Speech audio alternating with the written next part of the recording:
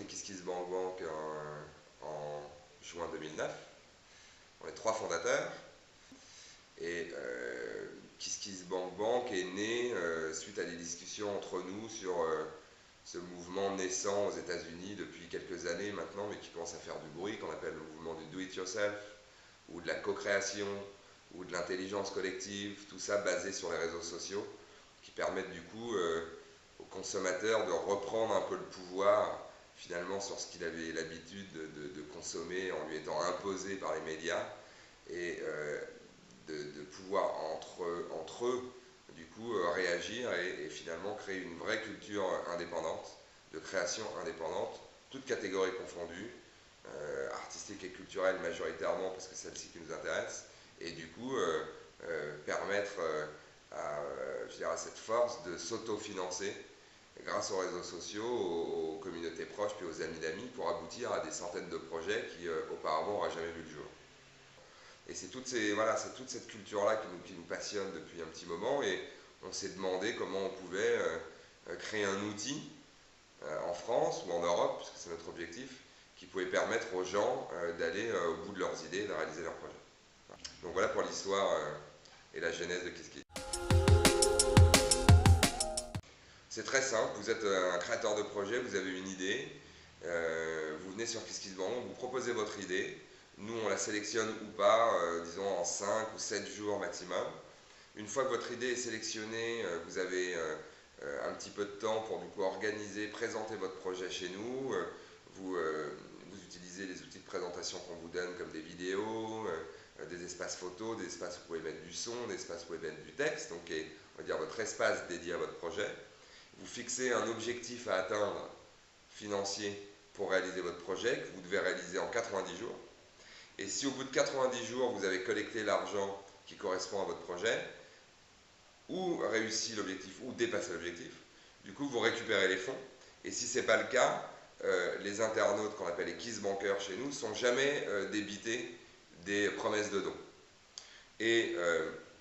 le système chez nous fonctionne sur une logique de troc ou de mécénat, c'est-à-dire qu'en fait, il n'y a pas de partage de revenus financiers hypothétiques sur ce genre de projet. Le créateur de projet donne en contrepartie des dons de l'internaute des choses liées en nature à son projet. Par exemple, comme vous êtes un peintre, vous donnez des esquisses numérotées, des expos gratuites à domicile, des cours de dessin. L'idée est de faire en sorte que le créateur de projet puisse donner un bout de lui-même ou un bout de projet, du bout du projet à ses donateurs, plutôt qu'un calcul complètement hypothétique d'un revenu financier qui bien souvent sur ce genre de projet n'existe pas. D'accord ? Donc on est vraiment dans une logique qui est nouvelle, et c'est ce qui fait que la plateforme est un peu novatrice en France. On est vraiment dans une logique de don contre don, ou de troc, ou de mécénat, qui est un phénomène assez nouveau, puisqu'auparavant, les plateformes utilisant le crowdfunding, en général, sont plus proches des plateformes de paris en ligne, où en fait on vient miser sur un artiste pour potentiellement partager des revenus avec lui, qui malheureusement, bien souvent, n'existeront jamais.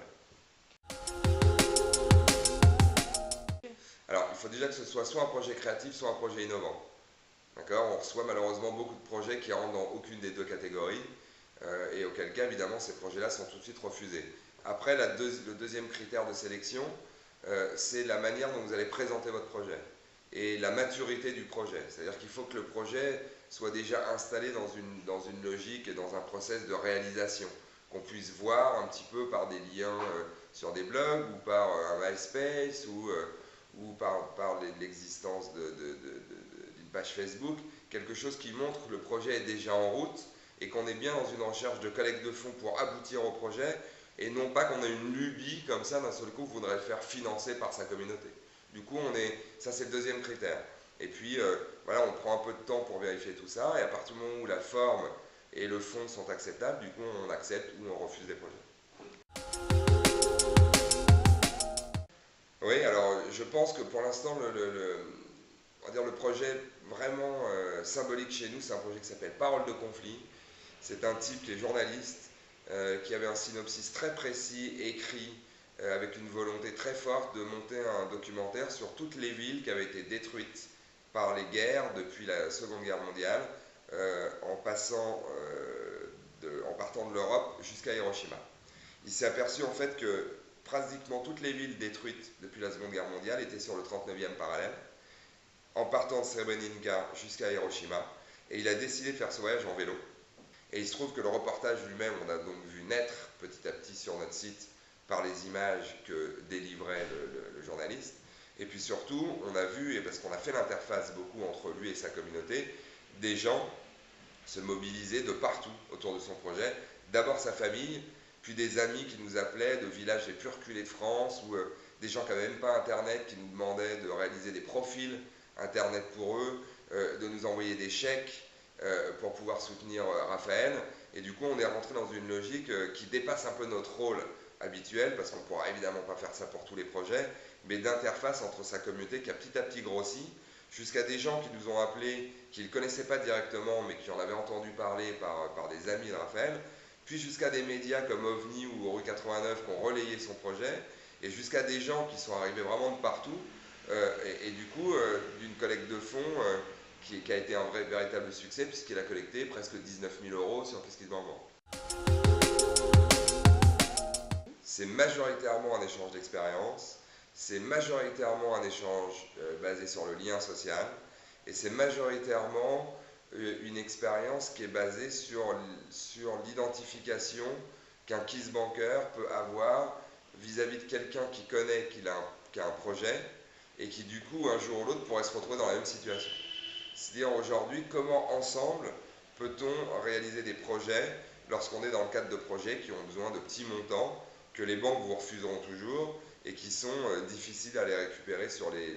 va dire sur les diverses subventions publiques qui en plus disparaissent petit à petit. Donc on est vraiment, l'objectif c'est de créer un écosystème et que la personne qui a un projet et qui défend un projet puisse venir le faire financer de sa communauté,